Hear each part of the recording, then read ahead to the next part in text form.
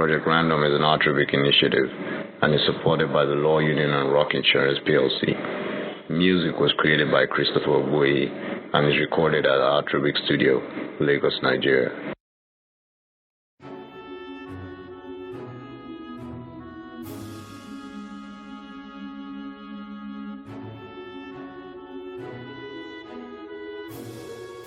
Hi, this is Mina, and you're on Project Random. Today, I have Atilola Moronfolu. Hi, say something. Hello, everyone. And today we have a very interesting topic, as usual, because I'm awesome like that. I find the most bizarre, interesting topics and bring it to you via my awesome voice. And I apologize in advance if I make it seem like I'm making light of this issue, but I'm not. It's just, there are funny parts to this story. The reason family exists is to protect children. I don't care why you think families are created, but I think it's to protect children. In 2014, a woman caught her husband molesting her 7-year-old daughter and planned her revenge. Later that night, when he was sleeping, she doused him with gasoline and set him on fire. Shooting him was too nice, she said.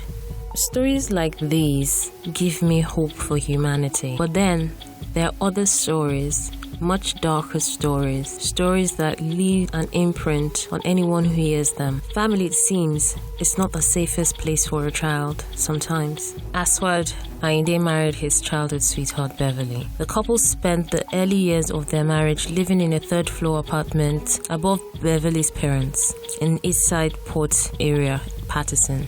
They had 8 children.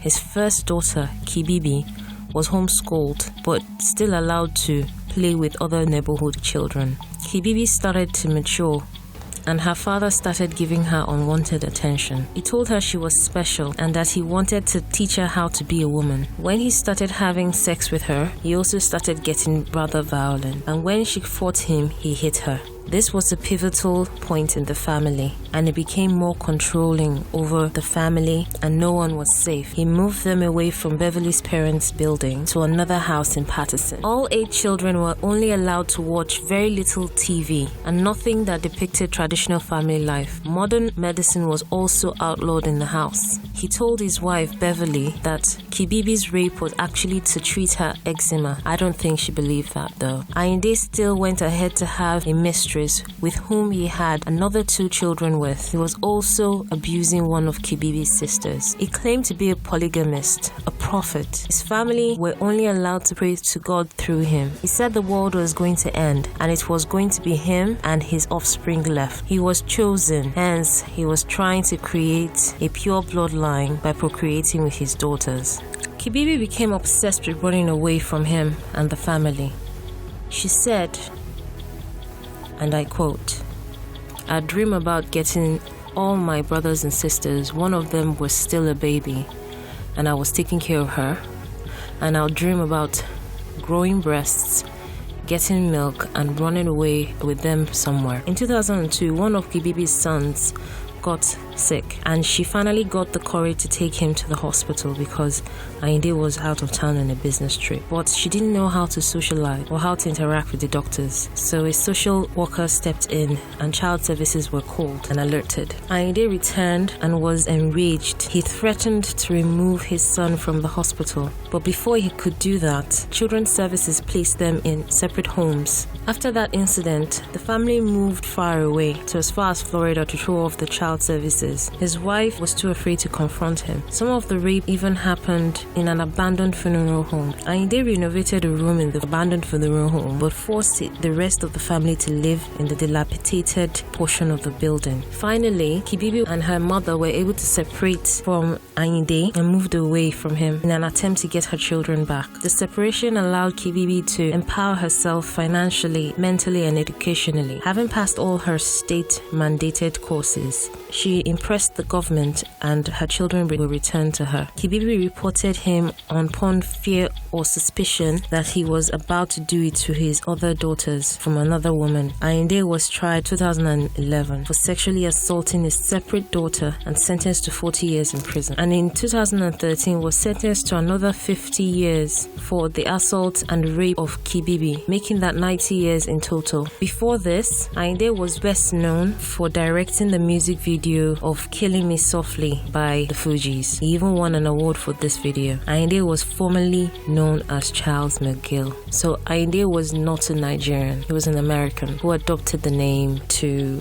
feel more African, I guess. This is a very, very, very sad story. According to all the research I've done, Ayinde's daughters and family are healing and staying away from the press and just generally trying to get their life back together after the whole incident or incidents. At the trial, she got to confront her father and tell him how hurt she was by his actions and that he lied to her. And he had his head down throughout the whole trial, ashamed. At this point, it's questionable if he had a mental illness. It's quite possible he was deluded to some extent. I mean, you have to be deluded to be having sex with your daughters. You need to even find your daughters remotely sexually attractive. So that's it.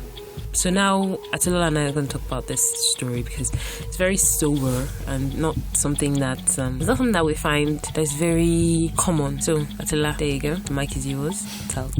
Well, this is not news, as they say. There's nothing new under the sun. And even though it might be sad, it's not new. It's very heartbreaking to hear things like this, stories like this, no matter how not new they are. Every time you hear one more, your heart breaks further. What I want to start with is the fact that there are good people and there are bad people in the world. There's nothing we can do about that. It's been from the days of Cain and Abel.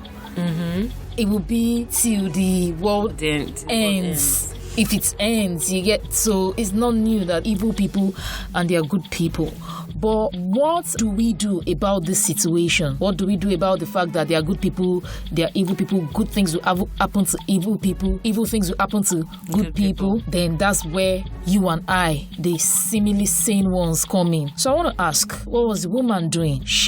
Beverly came with all the excuses, because I see them as excuses. Mm-hmm. Why couldn't you protect your daughters? She said that she was afraid of the beatings. I don't understand. You don't understand. I don't understand that, because as they say, the love a woman has for her children is so strong. You get that you want to protect them. You see women that have literally died protecting their kids from the husband, and probably the husband hates it, and she died protecting those kids. So I don't understand why you cannot protect your children, taking them away from such situation. You have to understand that there was mind control in this. I will get to that. There was mind control. So the fear of the beating sometimes is way worse than the beating. Then why don't you leave? She did eventually. After the damage has been done, permanent damage. We are not talking of temporary damage. Yes, if you beat me, it's temporary damage. Mm-hmm. But what you have done I'm not trying to make a case for her. I'm just trying to be talk for her, or try to reason why she did what she did. I understand the fact that there was mind control involved, and it was something I was going to talk about, but I still think that the woman was supposed to protect her children. I said about the good people, the bad people. So let's assume that she was the good and he was the bad. The good is supposed to protect the children, because the children, there's nothing they could have done. They couldn't live. This thing started from when one of them was 8 years old. Do you also believe that religion had a part to play? Yeah, because I think it went off the deep end. You get when you start dabbling into things, because these things happen a lot. You find people start growing dreads. No, I'm not against dreads because I was on dreadlocks, so I'm not saying that. You were or you are? Which one? No, I was on dreadlocks, so I'm not saying that once you start wearing dreads, then you are going off the deep end. But you see them start smoking things. Even the things they are saying. Do you know what I think? I think that after creating a masterpiece like Killing Me Softly, I think that made him, and he winning the awards. This is something that probably he comes from a small town, comes from a small. I don't think it was after. This guy had started it before then, before then. So listen, what I'm even trying to say is that this fed into his godlike ego. Do you understand? Like, this is somebody that maybe didn't have 2 cents to rub together, and all of a sudden maybe was catapulted into success. But if this thing started before then. I know you don't understand what I'm trying to say, but that fed his godlike ego as well. So if, for example, somebody that does not have money all of a sudden has money, he's going to do bullshit. No, that's what they do. Not all the time. Not all the time. There are a lot of people that go from rags to riches, and they are here to inspire you and I. In a split second. No, I'm just saying that. Look at him. Is this somebody that you think that would inspire somebody else into, I mean, look at, like, there's so many people that look at this case and like, it's astounding that he was able to perpetuate this crime glare of the community. Exactly, like, which was going to bring me. Even the child protection services try to remove the children. Like, I don't understand. What they were trying, not that they removed. They were trying to remove. You can't remove somebody from the custody of another person if there is nobody to testify against that person. Everything they didn't have to testify. No, the kids weren't going to school. That alone, on its own, is a crime. Okay. Yeah, kids have to go to school. Yeah. So if the kids are not going to school, if the kids are registered and they're not going to school, then obviously something is wrong. Exactly. Do you understand? But there must have been isolation involved. Okay, yes. This isolation wasn't really extreme like some other child abuse cases that we hear of, like the JC Dugar, the Ariel Castro. Those ones, the society didn't even know those kids existed, or there was kidnapping because those were other people's children, or the kidnapping happened. So that was real extreme isolation, and it was between the wife and the husband, or in the case of Ariel, just the man. But this one, from what I see, it was not. They were his daughters were not isolated. You see, I have a feeling that he did not. Oh, people what? People must have seen these girls get pregnant along the way. No, I don't think. I think they were very isolated. Because he even gave birth to the kids himself. What I'm saying is that these kids were not locked in the basement like the other stories. True. So people know. They said the family basically splits after some time. Yes. So they went their ways, and case still didn't come out. So there was no isolation involved because he went his way, daughters went their way. So there was no isolation involved. They were not locked up in a basement and being fed through the hole, because what is common amongst those ones is that there's serious isolation involved. But this one, that wasn't the case. So there must the society also was to blame in this scenario, unlike those ones where you say there was no societal involvement. Yeah, but it was an abandoned. See, I like to imagine how the scenario was. It was an abandoned funeral home. They didn't grow. They went there to. Most of the rape occurred then. And let me tell you something. For him to rape them connotes something spiritual. He said he's a prophet. The world was coming to an end, and he wants to create a pure bloodline. So there's something very spooky. This is not the typical incest case. Okay. So the guy was also going off the deep end, because this is not the typical pedophilia case. Sure. You get, so he had to take them to a funeral. So that's the whole sacrificial thing. There's nothing new under the sun, as we say. In the days of the Bible, in the days of the Moabites, the Amalek, all those people used to have temple prostitutes. Mm-hmm. You get you literally go there and you sleep with the prostitutes on the altar. You get, where you sleep with them on the altar, and that was their form of worship. You get, that was their form of worship. So this just a modernized version, or maybe this is a modern day version of all that, because it took them to the funeral home and slept there. So there are probably corpses around, and you get, so when he's doing that, so that's to tell you that there was a clear motive for this. So this guy went off the deep end in another way. So he wasn't mentally unstable, because I had to think that, okay, was this guy mentally unstable? But he was mentally unstable in that. If you're having sex in the funeral home, you're crazy. No, when you say mentally unstable, he knew what he was doing. Mm-hmm. You can't send a mentally unstable person to jail. Mm-hmm. You take them to the mental institute. But this guy was they tried to try him as a sane person. Because he knew what he was doing. I mean, he planned it.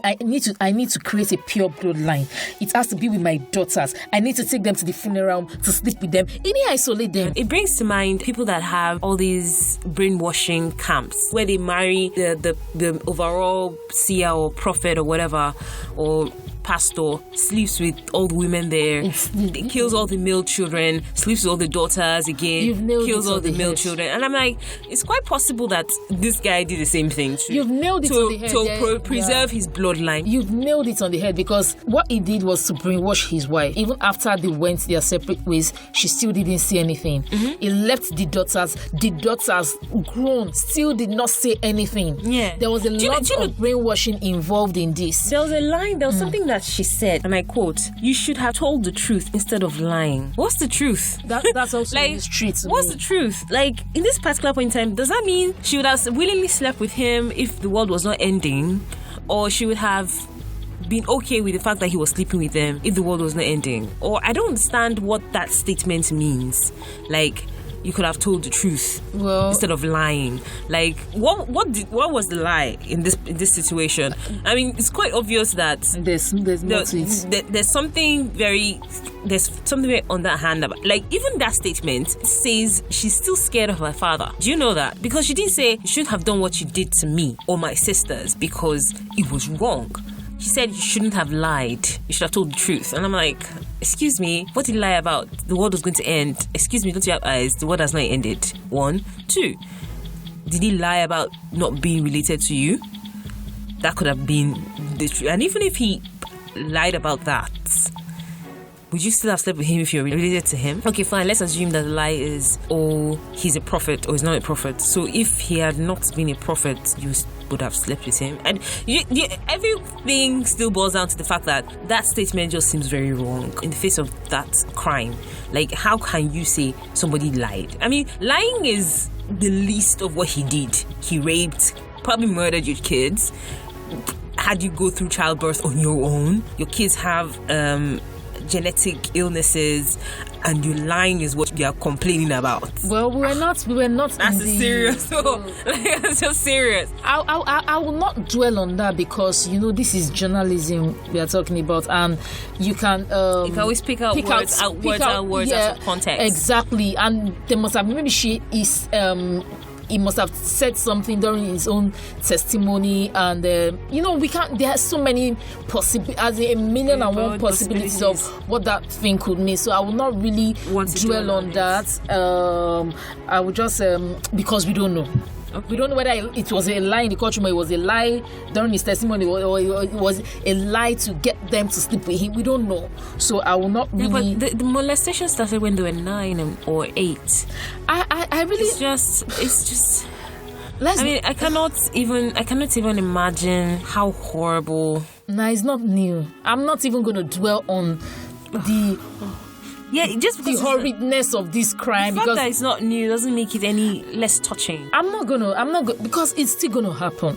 But what I am going to talk about is the role, what we do about that. Not what we do, but what the wife should have done, or what the society should have done, because this is a clear case of people minding their own business. People knew about this, even if it's his brother or his sister, or even if they didn't know for sure, probably because the woman didn't talk. There must have been a lot of suspicion involved. You get so a lot of suspicions involved. Child, they didn't stay in one place because of this thing. But it was every single time he was reported a couple of times, and every single time he was reported, he would move. Okay. He would move before the child services come and pick up the children. Yeah, so he was reported by his community. But what after they split? He left them at a point, and they went with their mother. The family split. Probably they felt like it has happened. Not even just that. We finally have peace. Let us just move on with our lives. Some things are just too horrid. The trauma to drag around in court. There must have been a lot of brainwashing. Only reason why she even spoke out was because she was scared. The daughter was scared that he was going to do the exact same thing to her sisters. So that's the only reason why she said something. Otherwise, if she felt like they were the last people he was going to try it with, she would have kept quiet about it, and we won't be having this discussion today.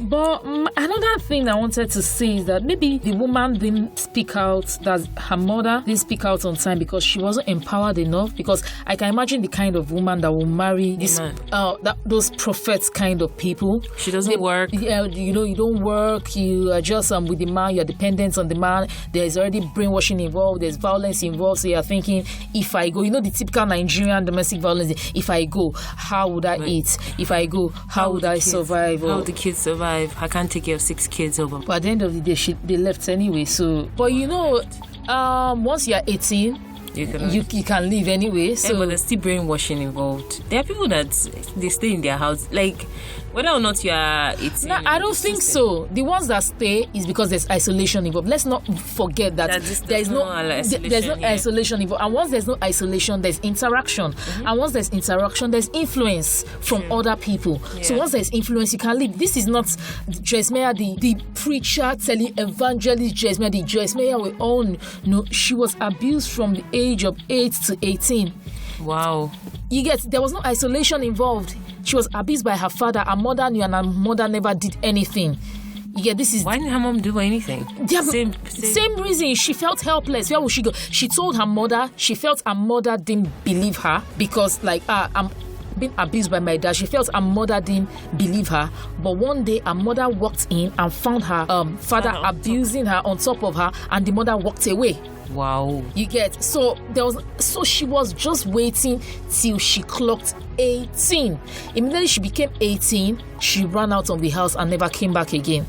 Although now she's taking care of her dad and now she's taking care of her dad. Yeah, because she's a Christian. It wasn't an easy process, but I don't want us to talk about that. It wasn't an easy process, but I can just imagine. So the reason why I raised that was because there was no isolation involved. So there was influence, which is I am guessing that's why these people were able to go their separate ways when the children became adults. Mm-hmm. That's the worst that could have happened. Isolation. Okay. I also want to tie in something. This story is something that it's standard Nigerian here, and I'm like, all those American people say they have problems. Do you understand?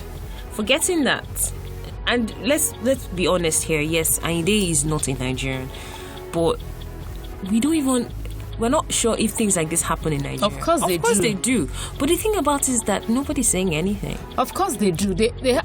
I'm sure it is more rampant here because there's no even criminal system. Yeah. There's no child services. Yeah. Do you get? There are people that are doing these things day in, day out and getting away with it. How it happens here is that somebody does it and they probably is not as serial as this. You would sleep with all the daughters to create a pure. It probably would split the family earlier. So you can isolate one daughter and get away with it. But the Nigerian economy does not allow you to have more than one child. So if you're going to do something like that, think about the economy. Like just at Natal alone, like 200k straight up. This instance where the child gets to have a child happens in the lower class. Mm-hmm. In the lower class, if it's the upper class, if it happens, they probably will abort that child and it won't happen again. But in most cases, almost all the cases, the wife is always aware.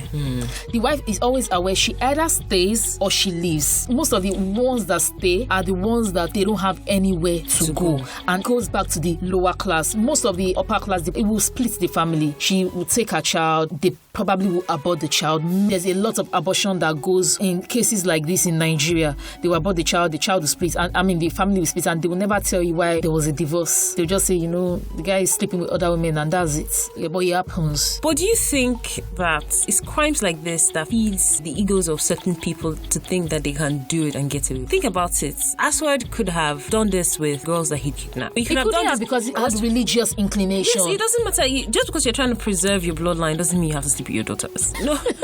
It doesn't mean you have to sleep with your daughters. It just means that you can still preserve your bloodline through sleeping with other women because they will have your bloodline. He said it's pure. It has to be pure. So it can't can't mix with outsiders' blood. It has to be my daughter. Hey, what about Beverly? Beverly's not outside. No, but Beverly's outside now. no, It's but outside they've already become one. doesn't matter. No, they've already become one in the sight of the funeral. You could have had other wives. Which is why he did. He was going to sleep with the daughters that came from the other wives. Think about you are trying to preserve. You know, there was no infidelity involved. Do you know? There was no infidelity involved. That's to tell you how pure the blood had to be. There was no. He didn't go and do it with his girlfriends because the other was remarried. You get? He remarried, and he was going to do it with the daughters of the other wife. Wow. Anyways, You get? So this thing it has to be very pure. This thing is just giving me a bad feeling at the pit of my stomach because I cannot imagine somebody perpetuating this kind of thing while creating beautiful music. It's just like, how could you do such a thing? Fugees even denied him. Like, when I mean denied, they denied him when the story came out because they were like, No, not that they dissociated themselves from him. Yeah, it's normal. do you know how many times they would have been thinking to themselves, so probably when he was receiving a call from the wife or was talking, or talking to the wife or talking about his wife or talking about his kids, he was raping them? Like, we have just blown their minds because I'm sure he interacted with the outside world and I'm sure that there are people that were very close to him and then he would talk about his wife or talk about his kids or talk about his family and they were like, oh, this man loves his family so much.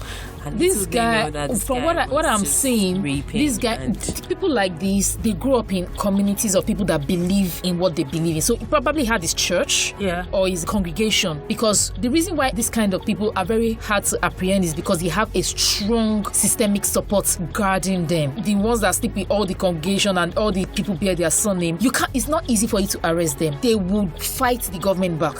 Like they have firearms, they have everything. So there's always a massive invasion to take people like this down. I'm telling you that one of the reasons this guy was probably apprehended was because there was already a split involved. That systemic support wasn't there anymore. If imagine he had this congregation, a small church of people coming to worship every Sunday. Churches like that are always really small. A congregation of 50, and this is their prophets that is creating a pure bloodline with his wife and his children. Those are the people that know he's sleeping with his kids, but they cannot report because they believe in the vision of this man. Do you understand? So those are one of the reasons why they probably didn't report, because the society directly associated with these children don't believe it's wrong. That makes sense. Yeah. That makes a lot of sense. That now totally destroys your argument, saying that why society didn't do something about it. It's really terrible because this is one of the extreme forms of religion, because that's why I wrote something on my blog, hatilola.com. That's HATTYLOLLA.com. I wrote about the cultism part of religion. I can't remember the title, like, is your church a cult, or signs of churches being cults? That's not a cult. There's a difference between cult. But it's very easy for religion to turn into a cult. That's so they are very easy.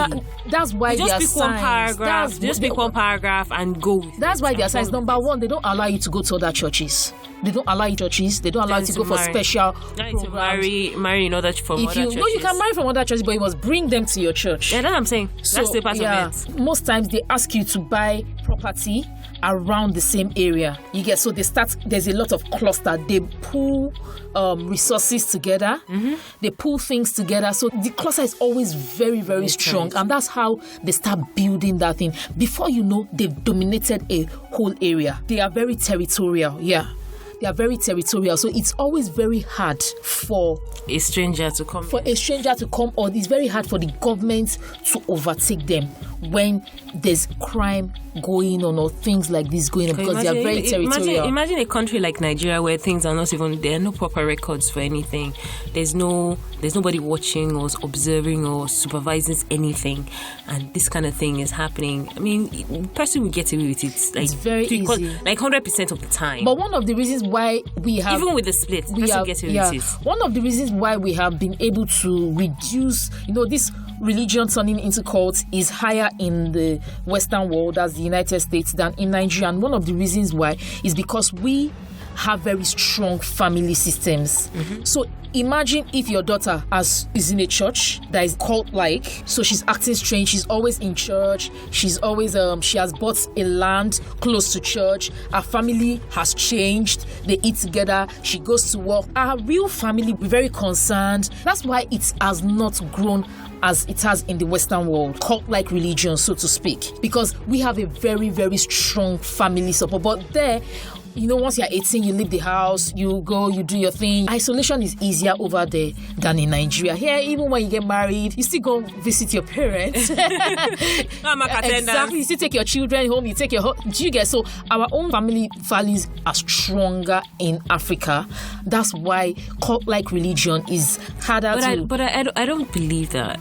How did Reverend King get caught? Let me tell you something. Right? Let's not even start from very quick. That's it. Because if we start that, this podcast is going to reach like 2 hours. Let's not start Reverend King, right? Like, the reason why I'm even saying that is because haven't you heard of churches that automatically alienate a person's family? Like, for example, Miss A has been looking for a husband for the past, she's having struggles at work. And a friend goes, oh, join me at my church. My pastor is this amazing pastor who's going to pray for you and blah, blah, blah. She joins this church and maybe the friend has hinted to this pastor that we have a new member. Do you get? The guy now calls her out, prays for her, and he's like, you know what, I see a vision, stuff like that. It's your family, it's your mother has ties to so and so, points out things, because this friend has told him just about this person. He says, your mom has a friend in Ministry of Works, this person in Ministry of Works is the person that is doing you, it's through this friend, so you have to stop talking to your mother. Your mother is not actually the devil, but your mother is related to the devil, blah, blah, blah, blah, blah. Your father is in a cult, your siblings, they don't want well for you. Can you imagine, they're all married, they're the ones that stole your kiniko. Before she knows it, he has alienated. This brainwashing is not just that, come and worship in my church, give me all your salary. It starts by isolating you from your family, by telling you your family is the enemy. You've already buttressed my points. In a case like that, there was already a crack in that family. If anybody tells me my mom is the one doing me, I will go back and tell my mom, they said you are the one. Because we have that relationship. She can say, so it's very possible when there's a crack in the family already. But I've seen this happen. No, I'm telling you, there is already a crack in that. There's already an issue in that family. I've seen this happen. It doesn't happen in families where they are so close knit. I said I've seen it happen even with close knit families. I have seen it happen. Okay, imagine do you watch this police series, this Blue Bloods? Yeah, I used to watch it. Okay, imagine that family that they have dinner all the time. Imagine trying to tell Jamie or somebody that, at